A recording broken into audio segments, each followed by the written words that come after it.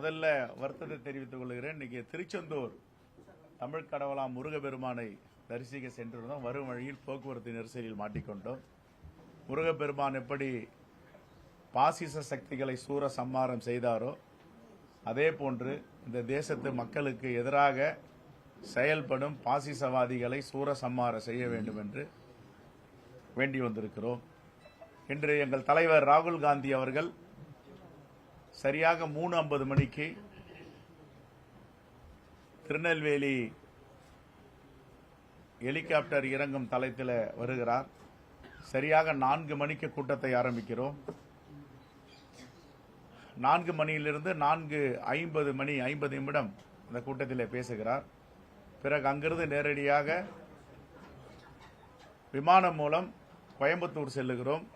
கோயம்புத்தூரில் மாண்புமிகு முதலமைச்சர் அண்ணன் தளபதி அவர்களோடு சேர்ந்து பரப்புரை செய்கிறார்.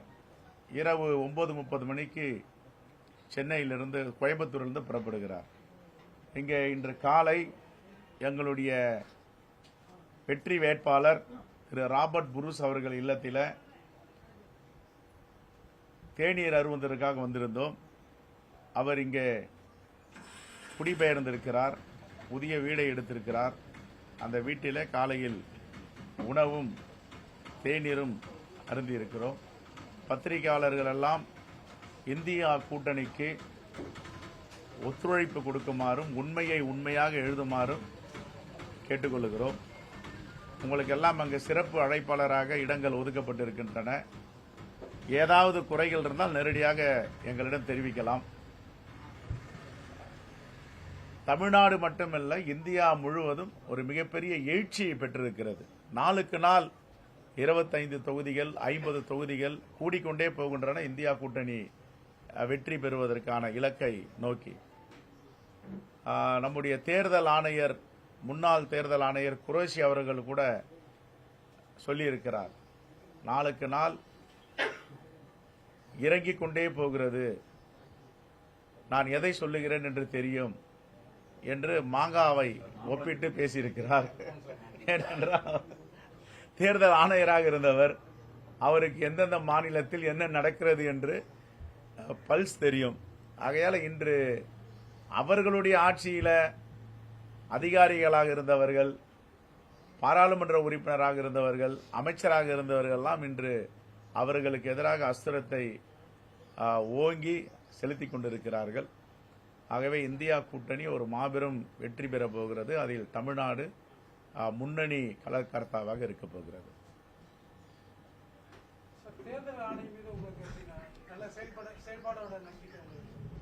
தேர்தல் ஆணையம் நேர்மையாக செயல்படும் என்று நம்பிக்கை ஓரளவு எங்களுக்கு இல்லை. என்ன காரணம் என்றால், 4 கோடி ரூபாய் பிடித்து ஏறக்குறைய 1 வாரங்கள் ஆகின்றன. இதுவரைக்கும் தேர்தல் ஆணையம் என்ன நடவடிக்கை எடுத்திருக்கிறது? ஏன் நடவடிக்கை எடுக்கவில்லை? நான் ஏற்கனவே முதல் நாள் உங்களை எல்லாம் சந்திக்கும் பொழுது பெல் மைதானத்தில் சொன்னேன், பணத்தையே திருப்பி கொடுத்தாலும் ஆச்சரியப்படுவதற்கில்லை, வழக்கம் இருக்காது, அமலாக்கத்துறையும் சிபிஐயும் இன்கம் டாக்ஸும் உறங்கிக் கொண்டிருக்கும் என்று சொன்னேன். 1 வாரமாக உறங்கிக் கொண்டிருக்கிறார்கள், கும்பகர்ணனாக இருக்கிறார்கள். எப்பொழுது அவர்கள் தூக்கம் தெளிந்து நடவடிக்கை எடுப்பார்கள் என்று தெரியவில்லை. காங்கிரஸ் போட்டியிடுகிறது. திருநெல்வேலியில் காங்கிரஸ் பக்கா அலுவலகம் பல ஆண்டுகளா இருக்கு. ஏன் காரியாலயம் திமுக ஒண்டி கொடுத்துற மாதிரி இருக்கிறீங்க? அதுவும் திமுக செயல்படுற அளவுக்கு காங்கிரஸ் வேலை செய்யல. நாங்குநேரில் நாங்க ஒத்துழைக்க மாட்டோம்னு புகார் தெரிவித்துக்காங்களே, காங்கிரஸ் எப்படி செயல்படுறாங்க? இந்த தொகுதி எப்படி? எங்களுடைய மாவட்ட தலைவர் இருக்கார் ஜெயக்குமார், நாங்குநேரி அவர் தான் மாவட்ட தலைவர், சட்டமன்ற உறுப்பினர் பக்கத்தில் உட்காந்துருக்காங்க. யாரோ ஒருத்தர் அனானிமஸ் லெட்டர் மொட்டை கடிதாசு மாதிரி அனுப்பியிருக்காரு. அந்த கடிதத்தை பத்திரிகைலாம் நாங்குநேரில் பிரச்சனை போட்டு விட்டாங்க. அது மாதிரி ஒரு உண்மையும் இல்லை. எல்லாம் மகிழ்ச்சியா, ஒற்றுமையா, இணக்கமா இந்தியா கூட்டணி வெற்றி பெற வேண்டும், காங்கிரஸ் வேட்பாளர் பெருவாரியான வாக்கு வித்தியாசத்தில் வெற்றி பெற வேண்டும் உழைத்துக் கொண்டிருக்கிறார்கள். திருநெல்வேலியில ரொம்ப பாப்புலர் ஃபேஸா காங்கிரஸ்ல இருக்கிற சிலர் எல்லாம் காணுமே, தேர்தல் பிரச்சார புத்தகையோ அதுல இருந்து தேர்தல் வேலையிலே காணும். குறிப்பா பீட்டர் போர்ஸ் மாதிரி ஆட்கள் எல்லாம் பார்க்கவே முடியுது. தூத்துக்குடிக்கு போறாங்க, கன்னியாகுமரிக்கு போறாங்க. பீட்டர் போர்ஸ் தூத்துக்குடி கன்னியாகுமரி பண்ணியிருக்காரு. ஏன் திருநெல்வேலி பக்கம் வரவே மாட்டேங்குது? பீட்டர் அல்போன்ஸ் காலையிலிருந்து பிரச்சாரம் செஞ்சிட்டு இருக்காரு. இன்னைக்கு இந்த பொதுக்கூட்டத்தில் தேர்தல் பரப்புரையில் எங்கள் தலைவர் ராகுல் காந்தியுடைய உரையை அவர் தான் மொழியாக்கம் பண்ண போகிறார். அதற்காக மட்டும்தான் வந்திருக்கிறாங்க. மொழியாக்கம் செய்வதற்காக மட்டும் பிரச்சாரம் பண்ணிட்டு இருக்காருங்க காலையிலிருந்து. பிரச்சாரம் பண்ணிட்டு தாமதமாகவே சொல்லி தான் செய்யக்கூடிய சூழல் காங்கிரஸ்ல இருக்குதா? அப்படிலாம் இல்லை. என்ன பிரச்சனைன்னா உங்களுக்கு எல்லாருக்கும் தெரியாத ஒன்றும் இல்லை. எங்கள் ஆளுங்கிட்ட வைட்டமின்லாம் கிடையாது. நான் தான் ஏற்கனவே சொன்னேன். நாங்கெல்லாம் மக்களை நம்பி நிற்கிறோம். எங்கள் வேட்பாளரை பாருங்க, அவர்கிட்ட ஒரு தம்படி காசு கிடையாது. கூட்டணி வைட்டமினா தான் அங்கங்கே தோழர்கள்லாம் 50 ரூபாய், 100 ரூபாய், 1000 ரூபாய், 2000 ரூபாய் கொடுக்குறாங்க. அதை வச்சு அவர் நகர்ந்துட்டு இருக்காரு. சொந்த வாகனம் கூட கிடையாது பிரச்சாரம் பண்றதுக்கு அவருக்கு. இதெல்லாம் உண்மையா இல்லையா நீங்களே சொல்லுங்க. திரட்டு இருக்கார், பணம் கிடையாது. 50 வருஷம் ஆண்ட கட்சி இந்தியாவை நீங்க பணம் இல்லைன்னு சொன்னா அது 50 வருஷம் ஆண்ட கட்சி உண்மை. ஆண்டது மக்களுக்காக, எங்க அக்கௌண்ட்டுக்காக இல்ல. தேர்தல் நன்கொடை 10 7,000 கோடி வாங்கி போறதுக்கு இல்ல. இது வரைக்கும் அது மாதிரி எந்த ஊழல் குற்றச்சாட்டும் வந்ததில்லை. கூட்டணி வைட்டமின் நீங்க தான் எங்களுக்கு மீடியா தான் சொல்லணும். எங்க வேட்பாளர் ஒரு மிகப்பெரிய போதகர், எல்லா மக்களுக்காகவும் தினமும் பிரார்த்தனை செய்யக்கூடியவர், எல்லோரும் நல்லா இருக்கணும்னு. ஒரு சாரார் நல்லா இருக்கணும் அப்படின்லாம் பிரார்த்தனை பண்ணவர் கிடையாது. எல்லோரும் நல்லா இருக்கணும்னு பிரார்த்தனை பண்ணக்கூடியவர்.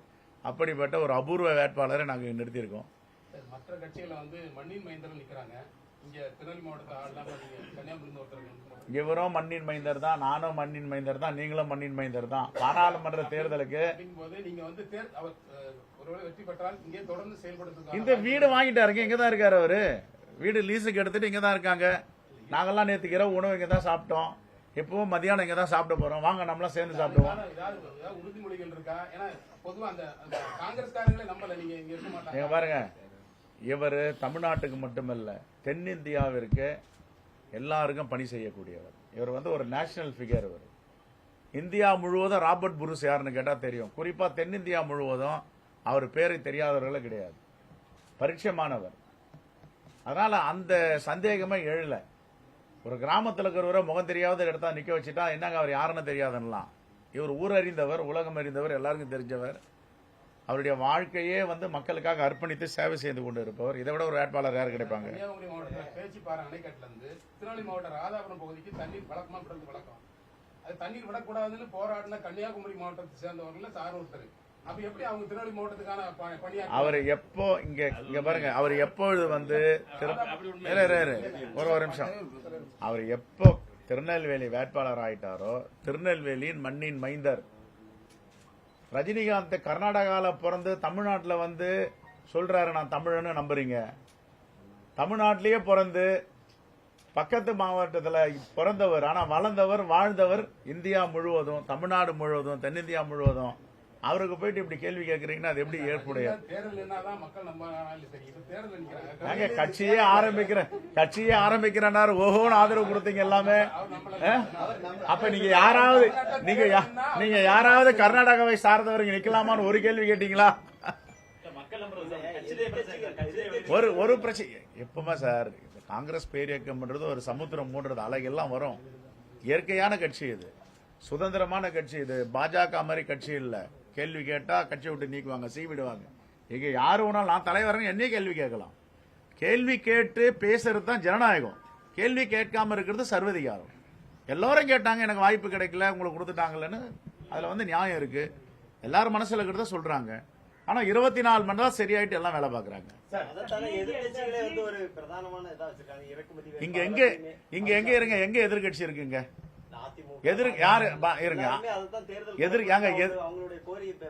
ஆளுங்கட்சியை எதிர்கட்சி விமர்சனம் பண்ணலாம், மக்களுடைய பிரச்சனை போராடலாம். ஆனா ஆளுங்கட்சியா இருந்த இப்ப இருக்கிற எதிர்கட்சியும் பாஜகவும் தமிழ்நாட்டு உரிமைகளை பறித்தவருக்கு துணை போடவர்கள். இவங்க எங்க எதிர்கட்சியா செயல்படுறாங்க? மாநில உரிமைகளை விட்டு கொடுத்தவங்க தானே இவங்க.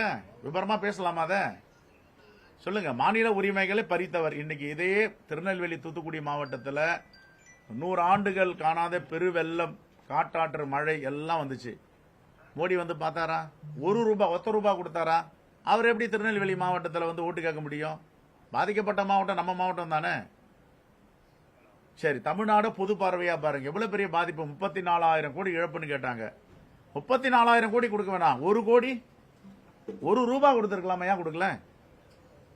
எப்படி ஓட்டு கேட்பாங்க? 34,000 கோடி கேட்டாங்க. இப்ப கோர்ட்டுக்கு போகும்போது 6,000 கோடின்னு கேக்குறாங்க. அதுலயே வந்து ஒரு கான்ட்ராவர்சி இல்ல, கான்ட்ரவர்சி இல்ல. அவங்க என்ன சொன்னாங்களா, கொடுத்து முடிச்சிட்டோம், கொடுத்துட்டாங்க. 6,000 ரூபாய் வீட்டுக்கு வீட்டு கொடுத்தாங்க, கொடுத்து முடிச்சிட்டோம்.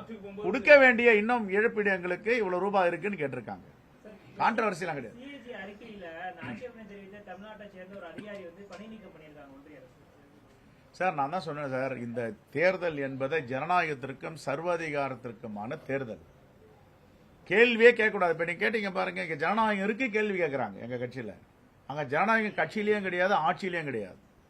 அப்போ 1,70,70,000 கோடின்னு ஒண்ணு ஒரு அறிக்கை கொடுத்தாங்களே சிஏஜில, கொடுத்தாங்கல்ல? யாராவது அப்ப சஸ்பெண்ட் பண்ணாங்களா சிஏஜி அதிகாரிகளை? யாராவது கேள்வி கேட்டாங்களா?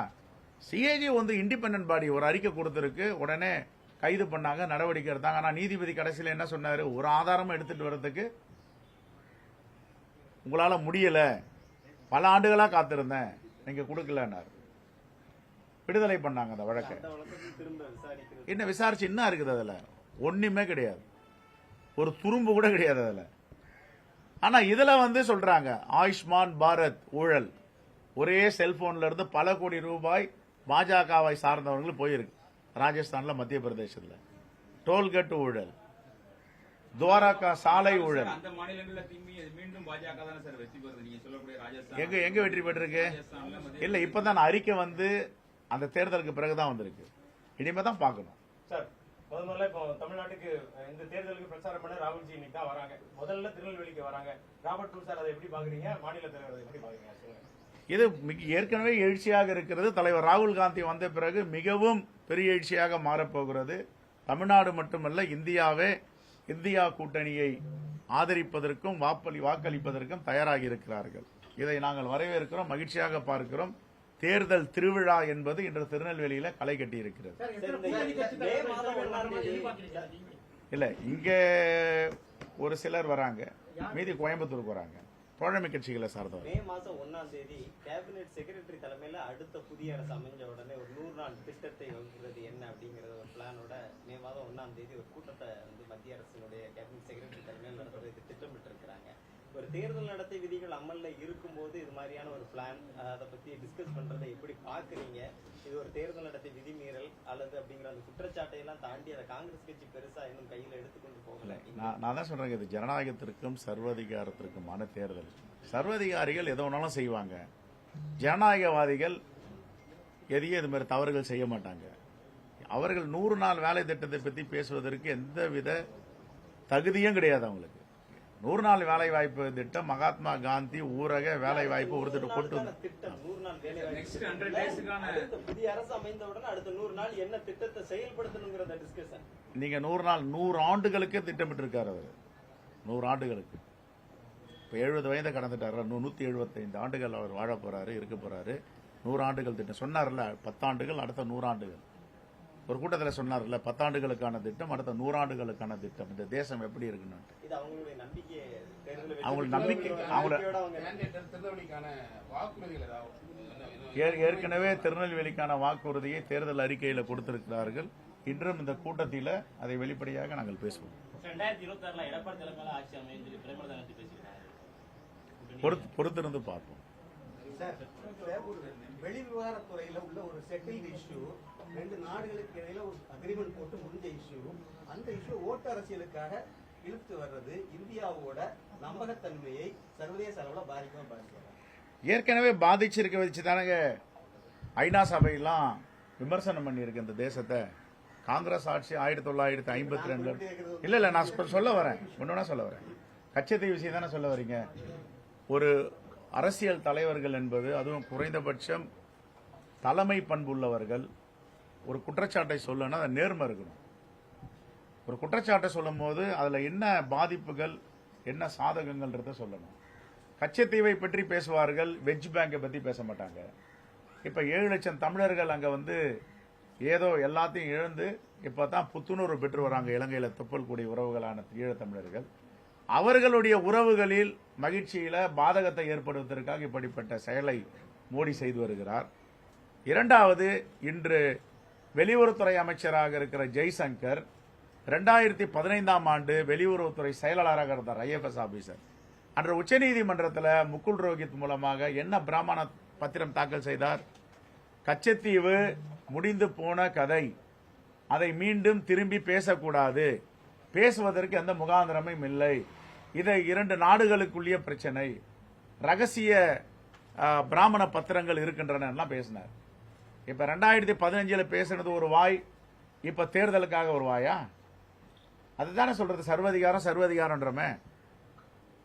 இந்திரா காந்தி அம்மையார் அவர்கள் ஒரு அடி எடுத்து வைக்கும் போதும் இந்த தேசத்துடைய முன்னேற்றமும் இந்த தேசத்துடைய வளமும் வலிமைக்காக எடுத்து வச்சாங்க. கச்சத்தீவை பற்றி வரலாறு தெரியாத என்னென்னவோ பேசிட்டு இருக்காங்க அவங்க. ஆனா வெஜ் பேங்க்னு ஒரு கடல் கனிம வளங்கள், கடல் வளங்கள் உலகத்தில் எங்கேயுமே இல்லாத அற்புதமான விலை உயர்ந்த பொருட்கள்லாம் நம்ம கடற்பகுதியில் இருக்கு. அது எப்ப நடந்தது? அது இந்த வெஜ் பேங்க் அக்ரிமெண்ட்ல 1976ஆம் ஆண்டு கடலுடைய பரப்பளவை விஸ்தீரணம் செய்தார், அகலப்படுத்தினார் இந்திரா காந்தி அவர்கள். ராஜதந்திரமும் இருக்கு, இந்த தேசத்திற்கான வளங்களும் அதுக்குள்ள இருக்கு. இதை பத்தி எல்லாம் பேச வேண்டியதான அவரு. நன்றிங்க எல்லாருக்கும். ஒரே ஒரு question சார். நேற்றுக்கு காங்கிரஸ் போட்டியிடக்கூடிய கன்னியாகுமரி தொகுதி, நெல்லை தொகுதி ரெண்டுமே உதயநிதி ஸ்டாலின் நேற்று பிரச்சாரம் பண்ணாரு. மக்கள் கூட்டம் நல்லா இருந்தது. அதை நீங்க காங்கிரஸ் தலைவரா நீங்க அதை எப்படி பாக்குறீங்க? நேற்றைக்கு வரவேற்றிருக்கிறோம், பாராட்டி இருக்கிறோம், அவரை சந்தித்திருக்கிறோம், வாழ்த்து சொல்லி இருக்கிறோம். மிகவும் மகிழ்ச்சியாக இருக்கிறது. அவருக்கும் பெருந்திரளான மக்கள் அவரை ஆதரிக்க வந்து கொண்டிருக்கிறார்கள். சிறப்பாக நேற்றுக்கு பேசியிருக்கிறார். மக்கள் நல திட்டங்களை பற்றியெல்லாம் உரையாற்றியிருக்கிறார். நன்றி. தேங்க்யூ.